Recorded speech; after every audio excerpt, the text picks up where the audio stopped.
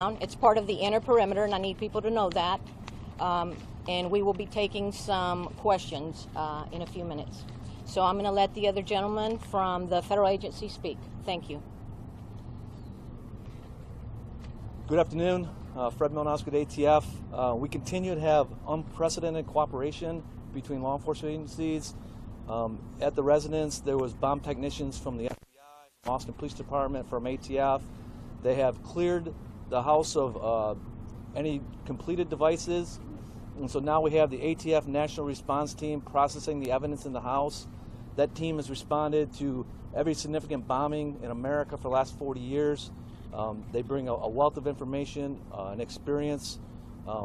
There is components in there. We've talked about the bomb maker and his signature and how we were able to tell that the same individual manufactured all these devices.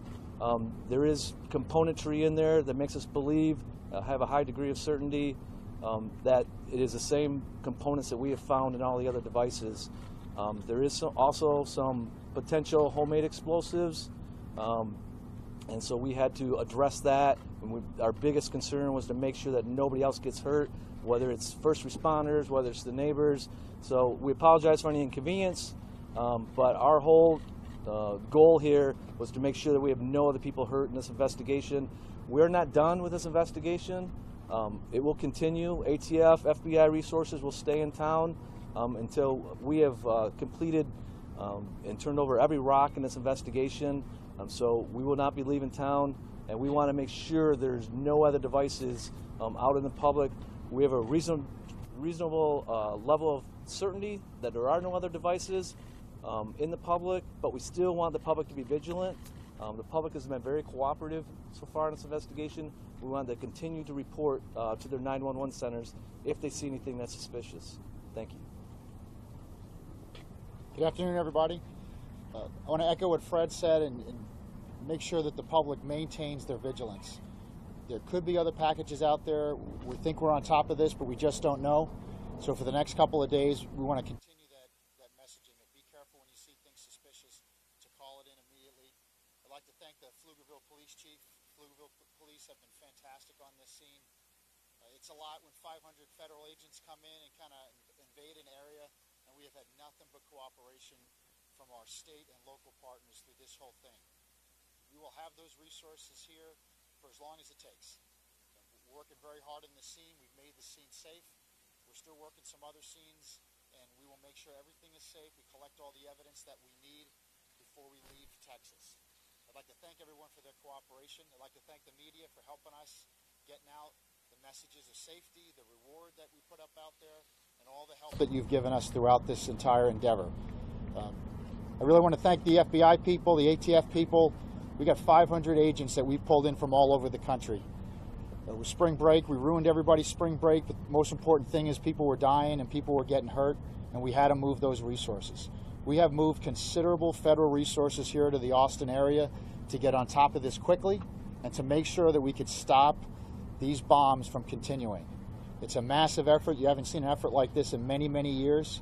And I just want to thank everyone that we've called up to come here, to leave their families, and to work so hard to keep Texas safe.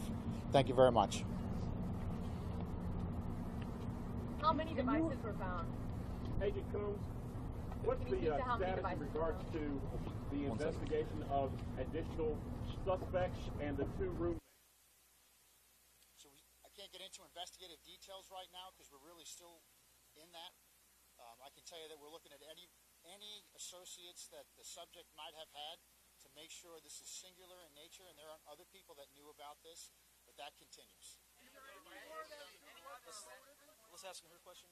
As far as completed device, there was no completed devices in the house.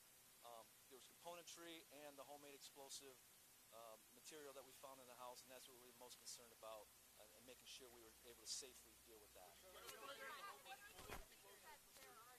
I wouldn't characterize it as full of material. There's primarily one room that is got a considerable amount of material that makes us believe that it's similar in nature to the devices that we had. I wouldn't call it a bomb-making factory, but there's definitely components consistent with what we've seen in all these other devices. Are you any closer to establishing a motive for this? Not this time. There'll be some information coming out later on that, but this time it's still unsure. You know, we still have a lot of investigative leads out there. We're going to complete all those investigative leads. The laboratory is going to process this evidence, and sometime in the future we may be able to put out information, but not at this time.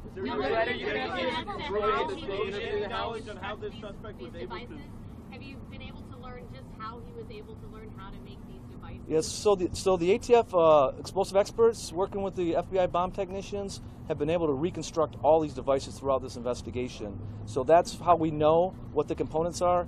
I know to the public they may look all different, but when you look at the internal components, they're very similar to us. And from laboratory analysis, we know that it's the same person who manufactured these. Is it clear just how he was able to, was this self-taught? Were you able to see how he gained such expertise in this? That's a great question. We're still analyzing internet searches and there's probably books in there. We don't know the answer to that at this time. We've got time for two more questions. Hang on. Two more questions, Ed. I was just saying, is it safe to assume that whoever lived in that house had to have known what was going on, what was being built in that room? Again, that's a difficult question to answer. To know what people knew, there's obviously private rooms in that house.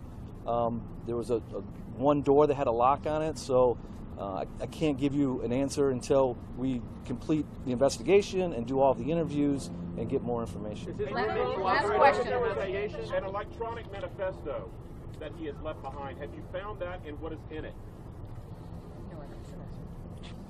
So again, this investigation is ongoing. We can't get into the details right now. We're looking through everything. It's going to take us time to go through the suspect's car last night and the house today. So we'll keep building that up to see exactly why this happened. Was there anybody else involved?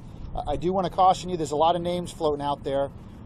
We don't want to say names because we don't know if they're innocent or guilty, right? There's been major events in the past where names have come out that we were talking to people. It does not mean that they are suspects. So we want to stay away from roommates and other people that we're talking to because we really don't know who's given just witness statements versus who might be a part of that. So I just want to caution everybody on that. Thank you. I'm sorry. Hey guys, we don't have time for any more questions. We have some more operations going on. Thank you very much. One question about